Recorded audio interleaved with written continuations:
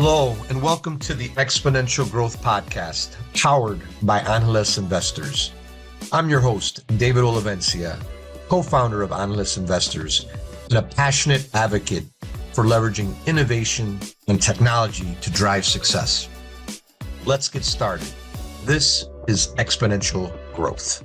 I also want to give gratitude to Salvi Media. They're the founding sponsor of the podcast. They're a premier executive content agency dedicated to crafting exceptional content and strategies that elevate companies' brands and their executives. They're creators of the Emmy Award-winning CEO series. I think many of you have seen that. We've also featured one of my portfolio companies, Analyst Investors and Hallow, on their CEO series. And they've had in-depth interviews with CEOs talking about their personal journeys and business experience. The CEO series can be found on Cheddar, Entrepreneur Magazine, Reach TV, and really want to thank Salvi Media for their support of the podcast. You can also follow them on social media, as well as they have a podcast studio in Chicago. Join them as well. So again, thank you, Salvi Media, for making this podcast possible. We have a very special guest today, somebody I've known about 20 years, 2 decades or so, when he was working with the Mickey Mouse, leading IT technology transformation at Disney, and then have partnered with him in a lot of different initiatives over the year. He's had an amazing career in technology, some of the top firms, top education firms, I believe New York, and we'll talk more about that. Was with the public schools of New York, all of their technology, and is doing a lot of things now from a leadership perspective, CXO perspective. When you look at technology, you look at the senior executives and what's going on there across multiple industries, has a great perspective.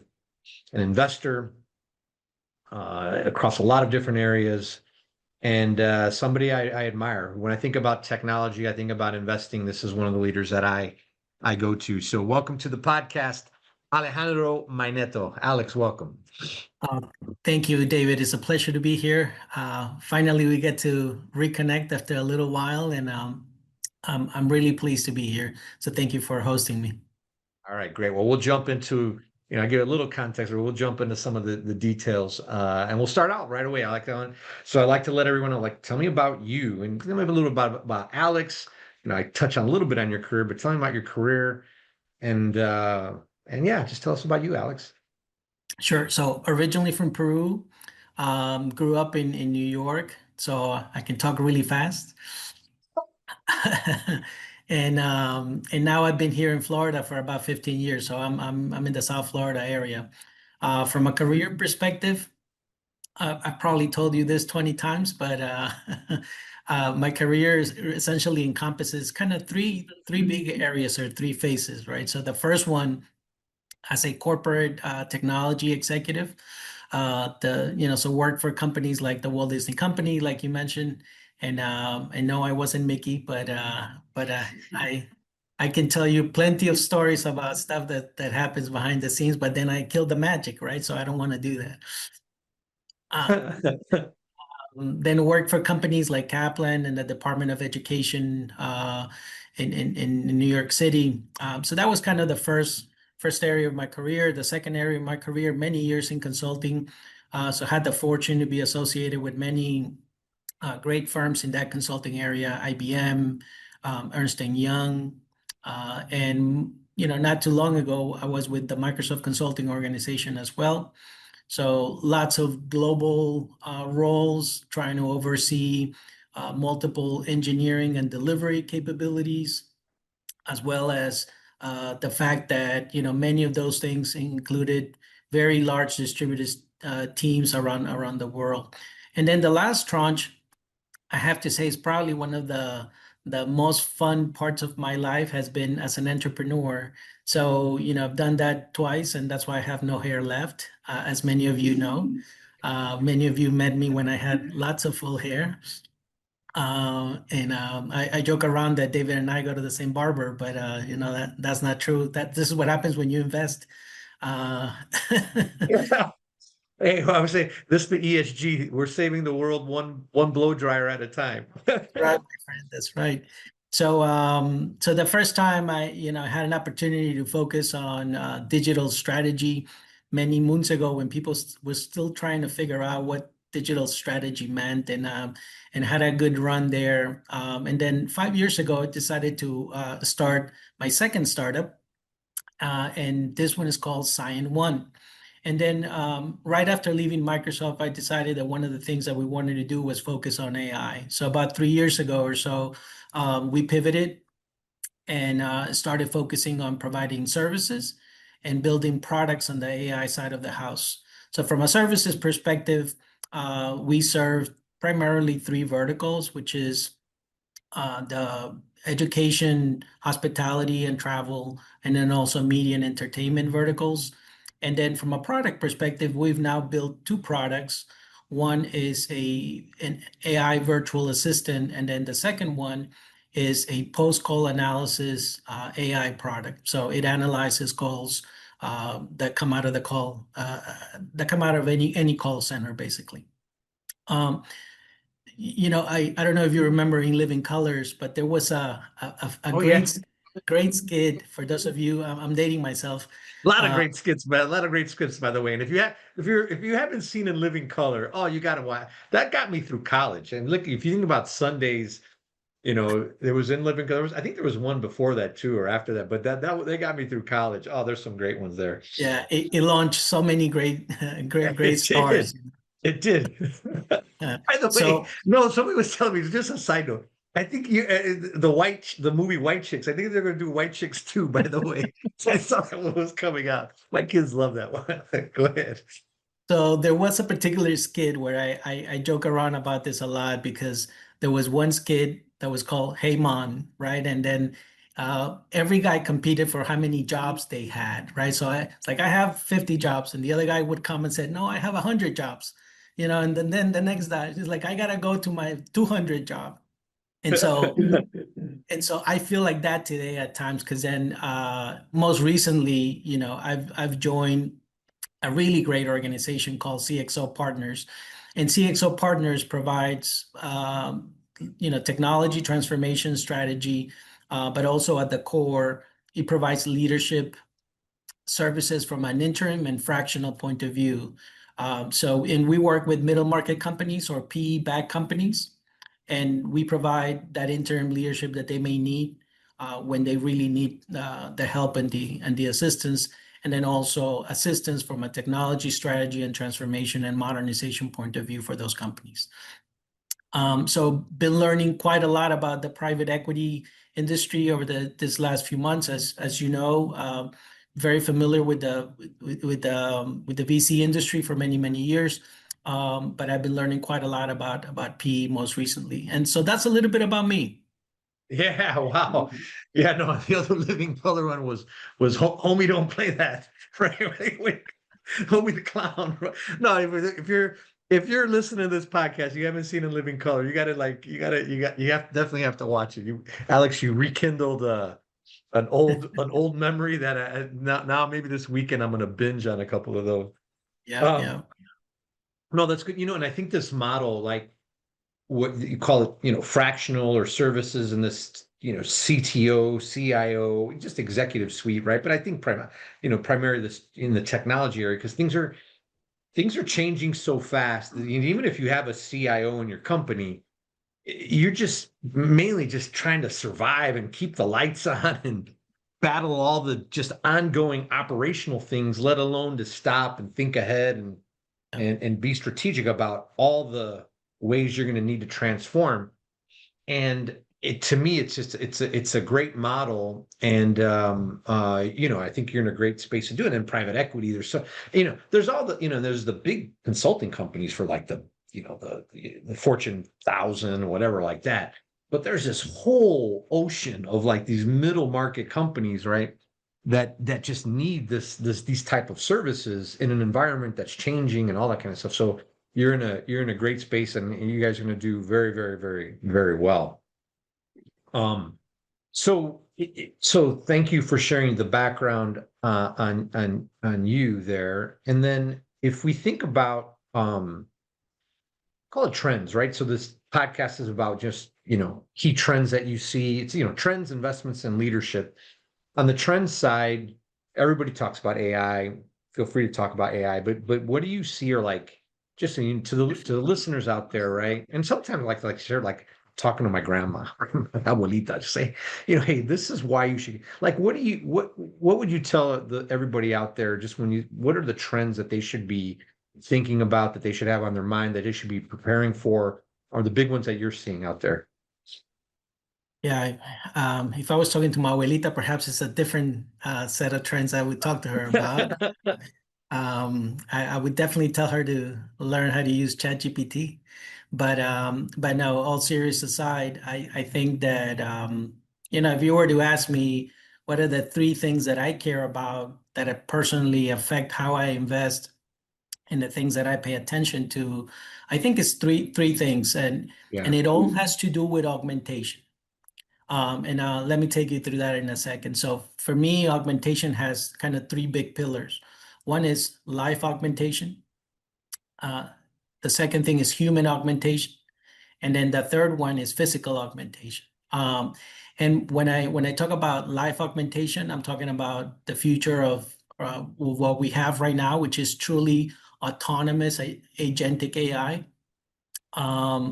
Right now, tons of hype, not a lot of meat, not a lot of things. The vendors are racing through they're going as fast as they can to try to get something out there that is truly autonomous, that can reason on its own. Right now, we just don't have that yet necessarily. And so like I said, lots of hype, and we got to be able to see through that and work through that.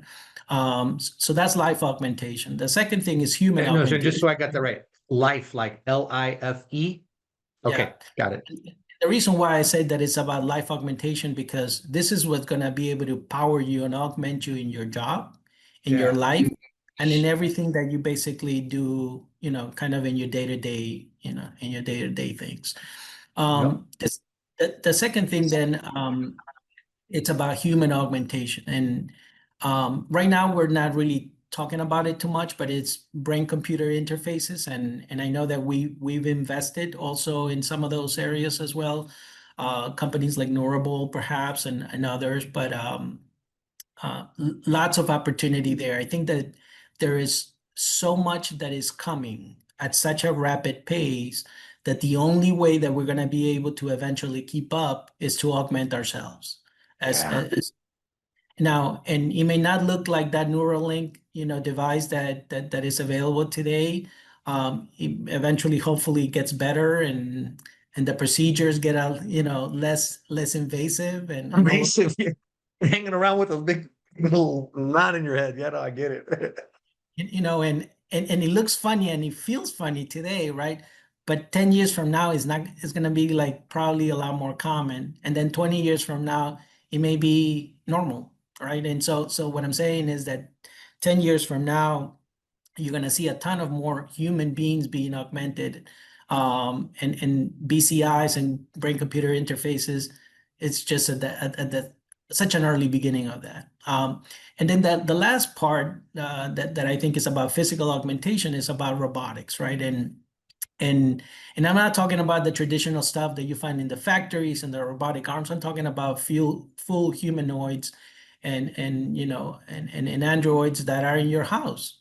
My father lives with me and he's elderly. And I I could just imagine the day that I'm able to be able to bring him some help to essentially help him in everything that he needs to do. And that's going to be one of the first areas that actually that when these things hit home, that's probably the first area that is going to touch is going to be, support for the elderly, help around the house. And you remember not too long ago that this is the stuff that you could only watch in movies and that you could only sort of dream about. But in Japan, there's already doing things, and in many other countries, they're already starting to pilot some of these things in a limited basis. And there's a ton of stuff that, for example, NVIDIA is doing to train and to better train this thing. So when they get to your house, it's actually not some surprise, and it's not going to turn to be like the Terminator movie. So Yeah. So those are probably the three things that are definitely have me excited and thinking Well, about. I love the way you frame that up. I think on this, and it's happening so fast, right? If you look at humanoid robots 2 years ago, 5 years ago, pretty much minimal to zero, maybe, and even you saw different type, of robotic type things. And I always say that whatever you've seen, it's only going to get better, cheaper, faster with more capabilities, right? They're running faster than humans, they're jumping faster than humans, and now, I mean, I think they're able to dance now and do different things, but it would only get better, cheaper, faster than what it is right now, and even more human-like. I mean, you've even seen some of the way they're shaping some of the faces and stuff like that. I mean, it's happening. Like, well, this is the thing between linear and exponential. It's been happening. It's been kind of, but it's starting to like really, and so the amount of change is going to be fast. So I totally agree with you there.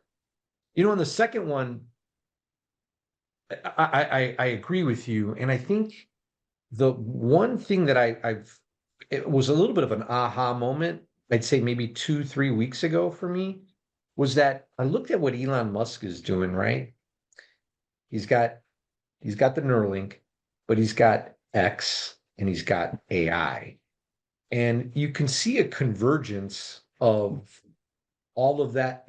Because think about it, you've got that, and then you've got all the world's knowledge, or at least one bucket of the world, and they're going to be competing AIs and all that kind of stuff that you're going to want to partner with. If you go, you're going to want to partner with, well, who's got the most intelligent, truth seeking, or whatever, right? And it hit me that, wow, I don't think people might be looking at these things like, well, if those things converge, man, what's gonna be what the potential is in the future to have that with you all the time. That's gonna be amazing.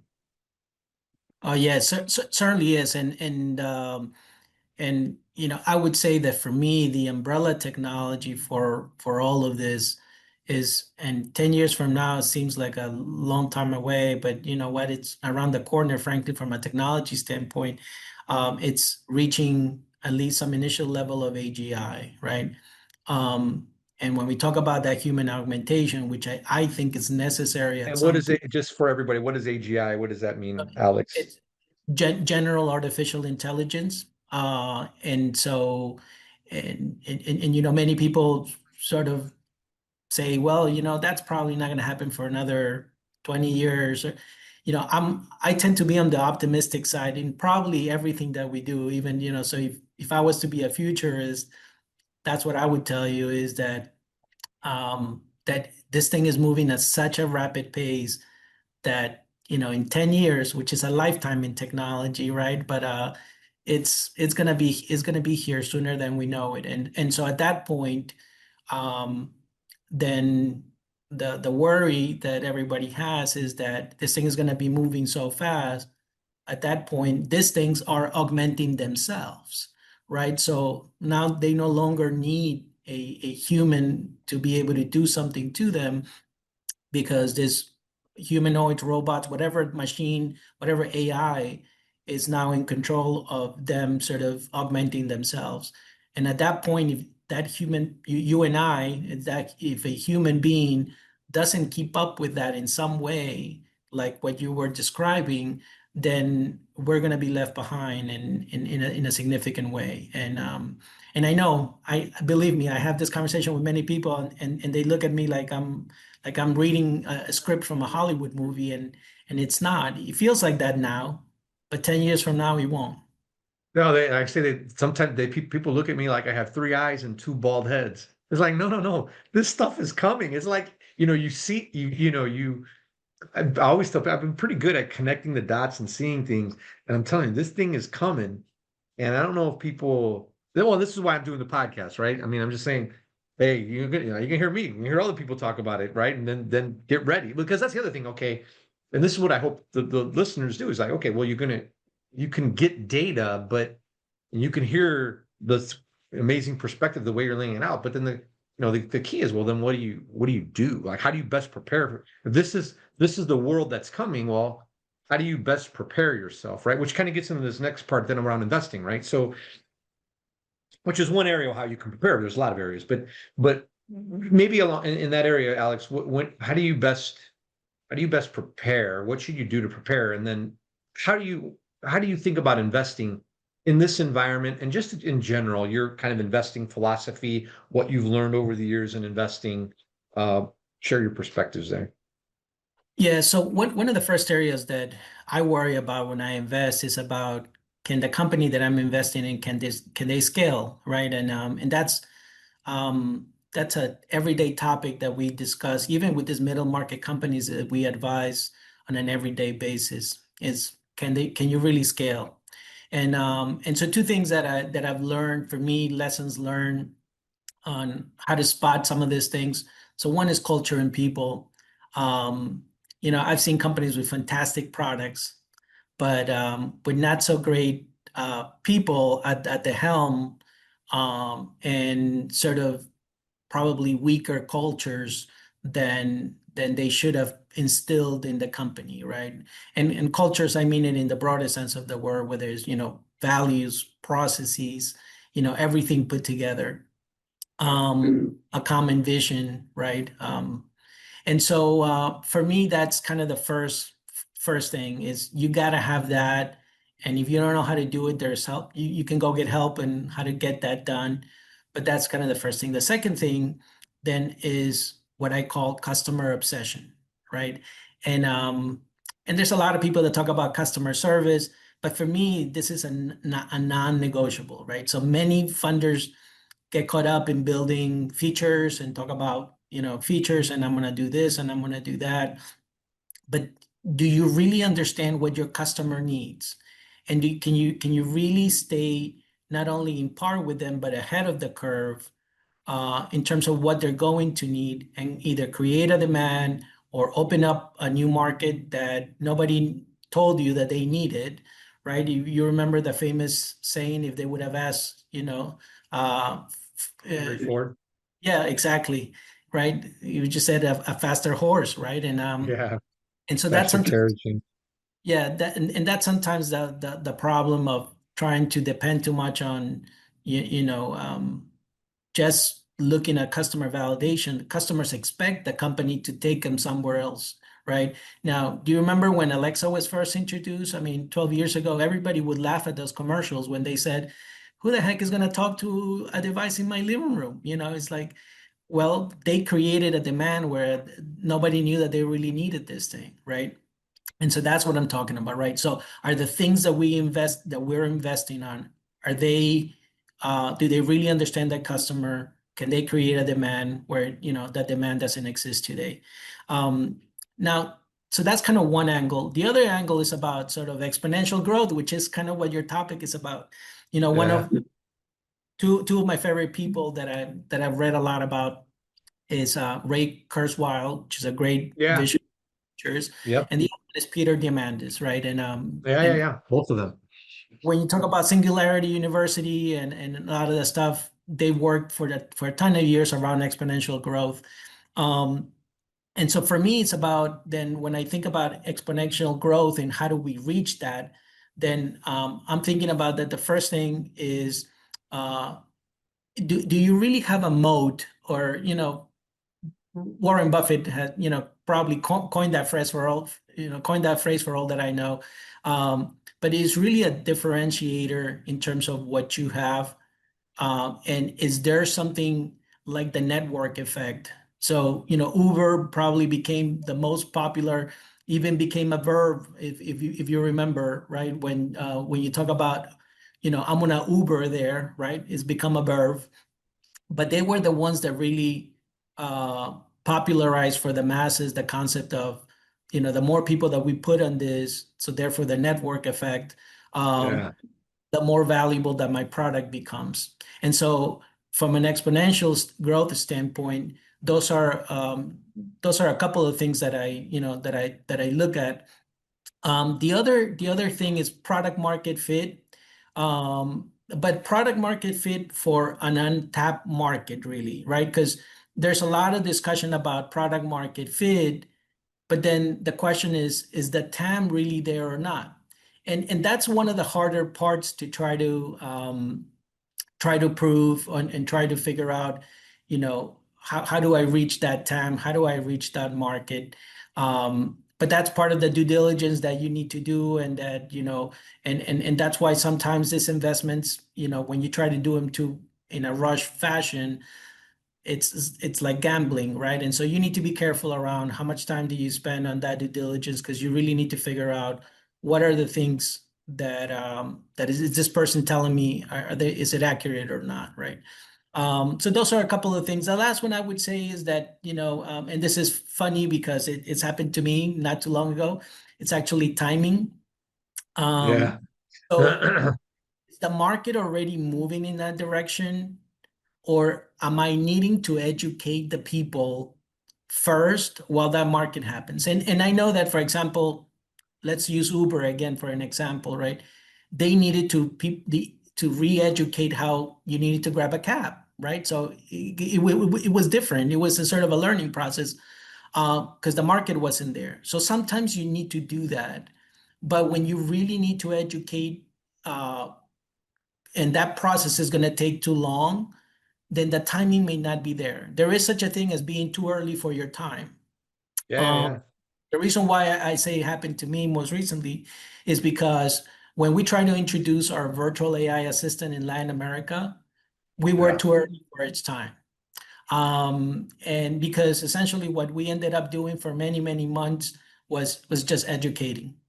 And so, as I look back in terms of, if I was giving advice to a founder, would be pay attention to that, um, because sometimes what you got to do is you got to pivot and say, you know what, in this particular market, I'm educating for too long. I need to move to another market where the market is already moving instead of sort of being here. So some yeah. lessons learned from the trenches. Yeah, so there's a couple points I just wanted to, I think, culture, you think about these, some of the biggest companies in the world that are, just continue to grow at massive scale. It's like, yeah, like Amazon, it's multi-billion dollar, and then just they're growing 20-30% every year and they're in the, billions, trillion dollars in valuation. But one of the key, it's their culture. It's like it's their culture and how they infuse that culture. I think Amazon's got like almost 1 million employees or something like that. I mean, it's huge, but it's not only them. It's, look at NVIDIA, right? Their continue, their culture and the way they've done it.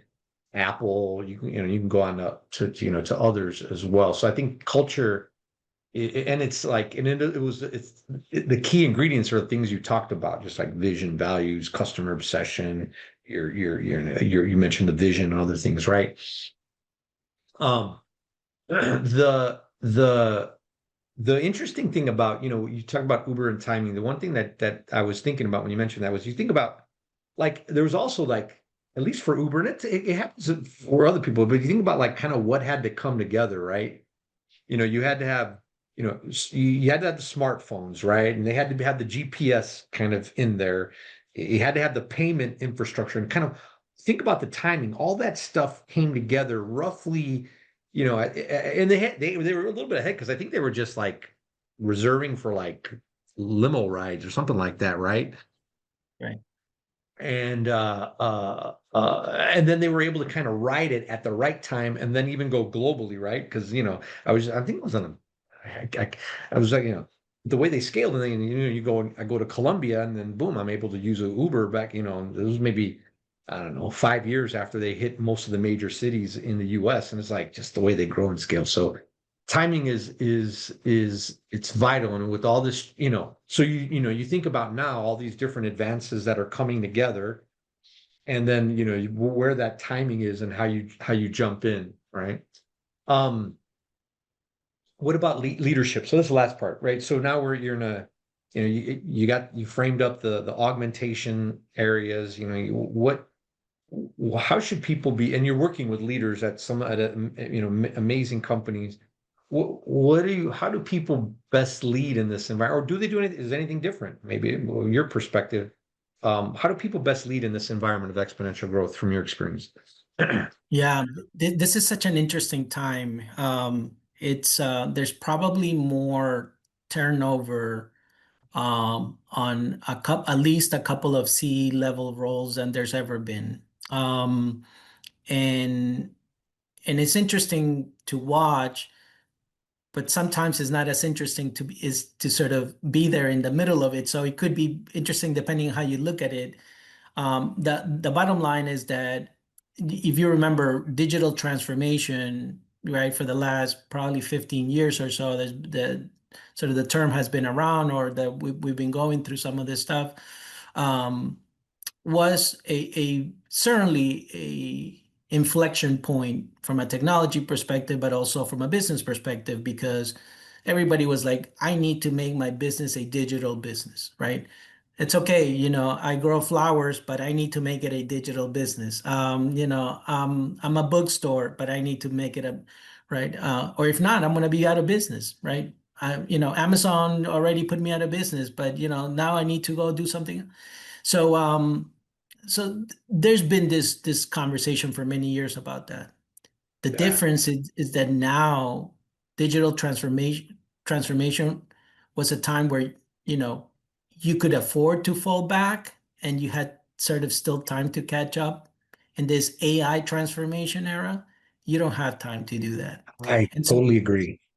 so either you get your stuff together, um, or you're gonna be left behind. The other day I was doing a podcast, and I think I used the term, either you're gonna get on that bus or you're not going anywhere. That's it. You're being stuck, and then you're gonna be out of business. You're gonna, a lot of people are gonna suffer because of that.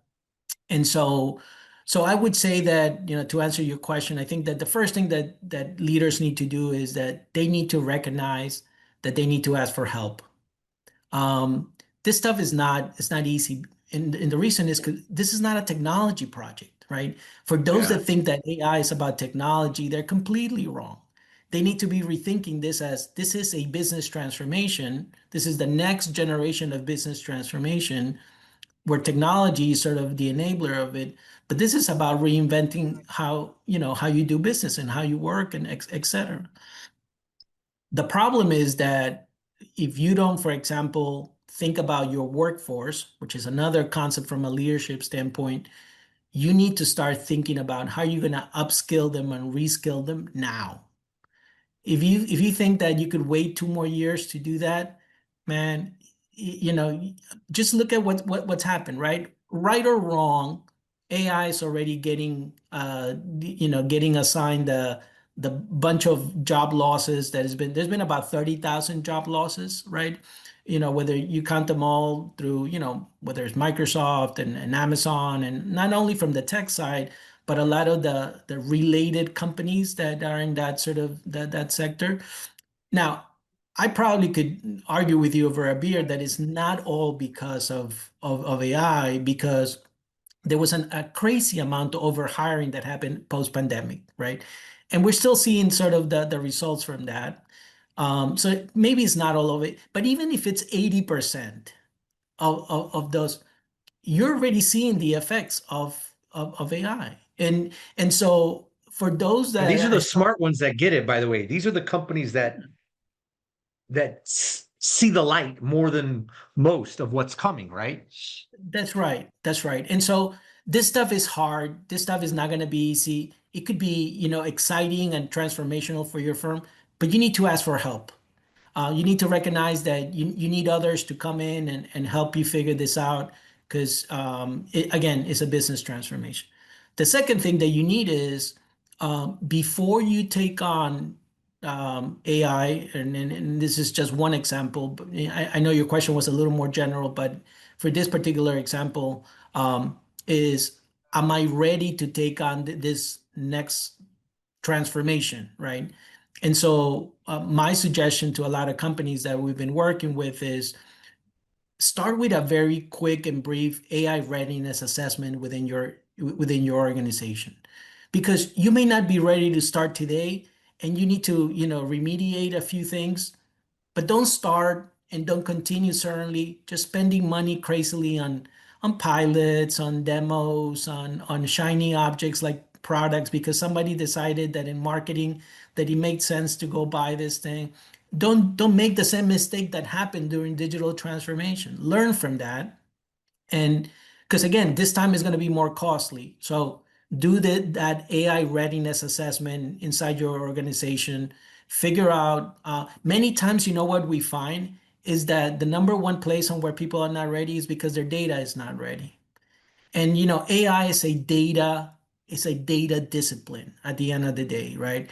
The only way that this thing gets smarter and better, and it's through training of more data and then some more data, right? And so we find that a lot of times those organizations are not ready. So be ready to do that.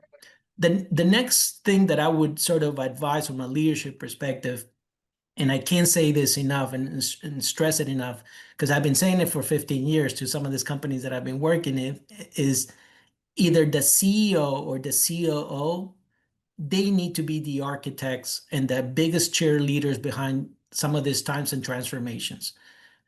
Your CIO and your CTO will be there absolutely every step of the way to support you, but it needs to be driven from the top. This Yeah. is not, time for, okay, well, I'll relegate that responsibility to somebody else. It is too precious. It is too important. It needs to be led from either the CEO or the COO, because it will be transformational. And I know what many companies are going to say, dude, but I just finished going through a major transformation. You mean to tell me that I need to go through it again? Unfortunately, the answer is yes. Um, Or and you don't and have to, but by the way, or you're you not going don't to be have around to. much longer. That's right. Or you don't have to. That's right. You do have an option. You always have the option of do nothing, right? That is always an option. But if you want to stick around, then I think the answer is yes. Yes, you may have to go through some of these things again. And so I would say that, um, that those are some of the things. Now, the last thing I would close with, is that a lot of people are afraid this times of all these technologies converging and robotics, AI. uh, am I going to lose my job? Are they going to, are these things going to take my job? Um, and so leaders need to, first of all, inspire trust, inspire, hand holding, inspire, confidence to their people and their workforce, because there's going to be a lot of changes. It may get bumpy before it gets better, and in this time, one of the things that they need to do is that instead of fearing it or driving fear into their workforce, like I've seen some CEOs do, what they need to do is they need to inspire excitement. And you know what? This is going to be great. This is going to be transformational. But let me tell you how it's going to be transformational. So Duolingo was doing this the other day. They actually did a really nice job in outlining how AI was going to transform their organization. Um, and others have tried. Some have gone a little bit better, some have gone a little bit worse. But all I could say is you need to embrace it, right? Like hiding and putting your head under the sand, and or running away from it, or waiting until somebody figures this thing out for you, is not going to work. Certainly not this time around. Alex, as you were kind of sharing those leadership perspectives in these times, I was thinking, I think this is a message for, all the CEOs out there who are, and there's lots of them who are kind of like all those different points that you talked about, that I think they're thinking through exactly those things, right? And I think you've laid out, and like, where do I go? How do I start? What do I do? What should I be thinking about, right? I think you've kind of laid out the different dimensions that they should be thinking about. I think some tips and tricks, and I think a good framework to think about it, right? Digital transformation. This is a whole thing. It's changing, and then what to do. And I think your AI readiness, right? I think that's a great thing, right? So if your CEOs are listening to this, connect with Alex and on that. And I'm sure there's you get some great services in that way because it's multifaceted, right? It's not just tech, right? And the one Exactly. thing, the one thing, I was on a pod. I just had Lily Hill on the podcast. I think she mentioned it's about superhuman, right? It's like you have all these tools now that make you superhuman, and you could be 10 times a superhuman with all this tool, but then how do you best leverage it? So if you have a workforce of 10, is it now like a workforce of 100 or 1,000 as they become superhuman and pull all that together? So, Alex, it was thanks for sharing all these perspectives on the podcast. It's been a great 20 plus year journey, and I can only imagine what the next 20 are going to be like. You hit the 10-year milestones and stuff. So, any last words, and how do people get connected with you and find out more about Alejandro on social? Yeah, I gotta figure out how I use AI to grow my hair back. So that's Oh, that's coming. Yeah, no, nothing exponential growth and stem cells and all that stuff. so. How do you connect with me? I think I'm most active on LinkedIn. You could just look me up there. I tend to write a few pieces a week, and best way that you can reach me is just through LinkedIn. Send me a message. I'm pretty good about returning, emails and messages, and you know, I'll help in any which way I can. And if I can't help you, I'll find somebody who can. All right, well, Alex, well, hey, great having you on the pod. We're gonna binge Living Color this weekend, and until next time, my friend. Thanks a lot, Thank Alex. you, David. Thank you All so right. much.